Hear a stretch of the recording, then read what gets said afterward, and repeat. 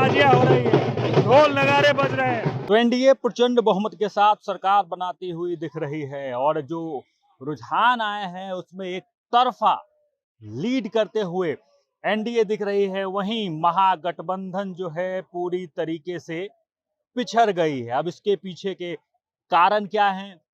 क्या कुछ गलती हो गई जिसके कारण महागठबंधन पिछड़ गई? कई तरह के सवाल हैं और सवाल के जो जवाब है वो भी तलाशने बेहद जरूरी हैं। क्या महागठबंधन के बीच में सीट बंटवारे को लेकर कलह थी, उसके कारण ये स्थिति बनी? क्योंकि अंतिम समय तक जो है वो सीट बंटवारे नहीं हो पाए थे, अपने अंदर में ही कलह चल रहा था। लेकिन इस बार बीजेपी सबसे बड़ी पार्टी बनकर बिहार में सामने आई है। पहली बार बीजेपी सबसे बड़ी पार्टी बनकर सामने आई है और आपको बता दें कि क्या कुछ रेशियो जो है इस बार एनडीए का रहा है और क्या कुछ रेशियो जो है इस बार महागठबंधन का रहा है। तमाम पहलुओं में बात करेंगे और आपको बता दें कि 101 सीट पर बीजेपी ने अपने कैंडिडेट उतारे थे और अभी 94 सीट पर बीजेपी लीड कर रही है। अभी समय जो है 3:45 हो रहे हैं, यानी अभी के बाद समीकरण कुछ इधर उधर बदल सकते हैं, बिगड़ सकते हैं, लेकिन अभी की जो स्थिति है उसमें पूरे तरीके से मैंडेट जो है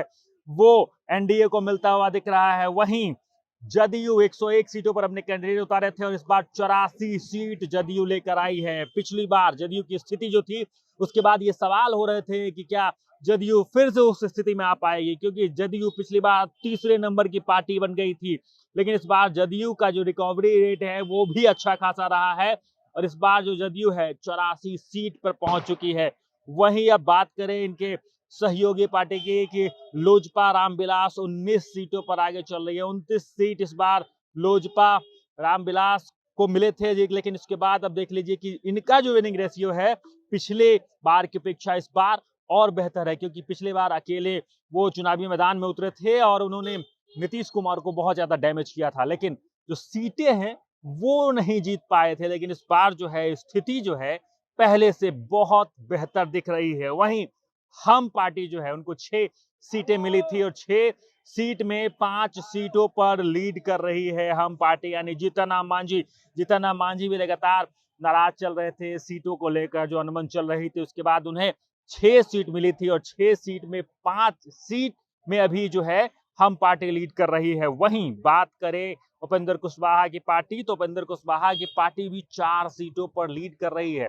अपने अस्तित्व को तलाश रही उपेंद्र कुशवाहा की पार्टी को जैसे ये वरदान एक तरह से मिल गया है और 4 सीटों पर जो है उपेंद्र कुशवाहा की पार्टी बढ़त बनाए हुए हैं। यानी आप ओवरऑल बात करें तो जो एनडीए है प्रचंड बहुमत के साथ सरकार बना रही है। लेकिन बात करें आरजेडी की, महागठबंधन की, तो आरजेडी 25 सीटों पर सिमटती हुई दिख रही है। 25 सीट, यानी पिछले बार 2020 की बात करें तो सबसे बड़ी पार्टी जो थी वो थी आरजेडी पार्टी और ये चर्चाएं चल रही थी कि अगले बार जब चुनाव में उतरेंगे तो और मजबूती के साथ जो है आरजेडी उतरेगी। लेकिन आरजेडी इस बार आरजेडी की स्थिति जो है वो इस प्रकार से साफ बयां कर रही है कि आरजेडी से कहीं न कहीं चूक हुई, जिसका खामियाजा महागठबंधन को मिलता हुआ दिख रहा है। और बात अगर करें हम और पार्टी की तो उसमें देख लीजिए कि कांग्रेस पूरे तरीके से फिसड्डी साबित होती दिख रही है। वहीं बात कर लेते हैं मुकेश सहनी की वीआईपी पार्टी की, तो एक तरफ जहां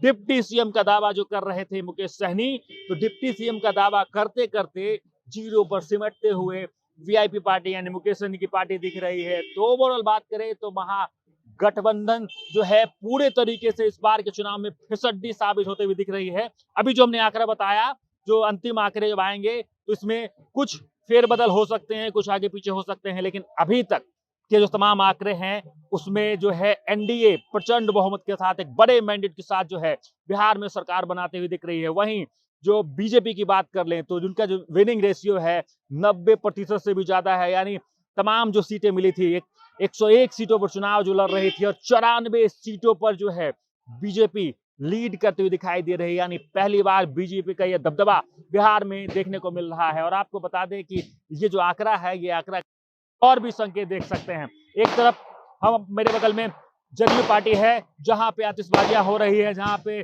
जश्न मन रहा है, लेकिन दूसरी तरफ आरजेडी पार्टी है जहां सन्नाटा पसरा हुआ है। एक सुबह जहां यहाँ पे खूब हर्षोल्लास बन रहा था, लेकिन अब जो स्थिति जो है सामान्य हो चुकी है और अब जो तमाम गतिविधियां हैं वो भी रुक चुकी है। बाकी आगे और भी दिखाएंगे और बताएंगे कि क्या कुछ अलग और खास होगा। हमारे साथ जुड़े रहें, देखते रहें सच टॉक।